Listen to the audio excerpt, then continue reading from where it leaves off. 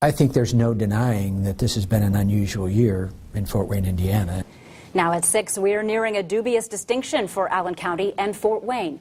Good evening, I'm Heather Herron. And I'm Mark Mellinger. It is a distinction that's caused community-wide concern unlike anything in recent memory. We're talking about the homicide record and violent deaths. Our community has become damaged from shots fired and the tragedy that follows. 15 Finds Out has been tracking this disturbing trend, unlike other media outlets, since the end of April, when the unprecedented pace of homicides began.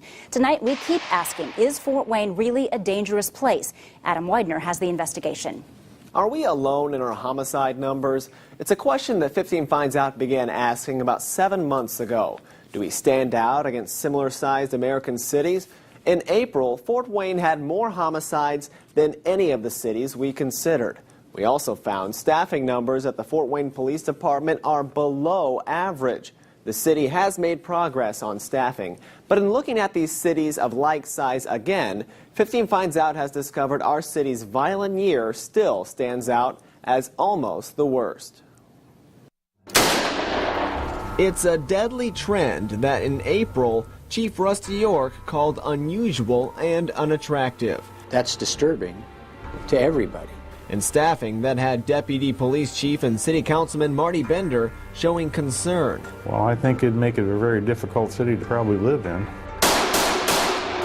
Since then, the deadly violence has gotten worse. 7 months ago, 15 Finds Out compared Fort Wayne homicides to 5 cities just larger and 5 just smaller than Fort Wayne by population.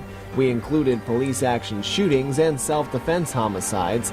Since then, homicides have stayed low in Lincoln, Nebraska and Plano, Texas. Only Newark, New Jersey's year has been more violent, with 84 homicides. It's a distant second, but Fort Wayne is next with 39. I think there's no denying that this has been an unusual year in Fort Wayne, Indiana, and I think we have to really put that in context. I brought the updated numbers to Chief York. He echoed his comments from April. Just been a strange situation, a strange mix. If you compare the city of Fort Wayne with other cities our size in the region, you'll find that we compare very favorably. So this go-around we took his advice and compared Fort Wayne to cities nearby with similar populations and demographics.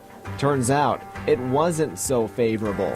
Fort Wayne exceeds Madison, South Bend, Grand Rapids, and even Toledo in homicides.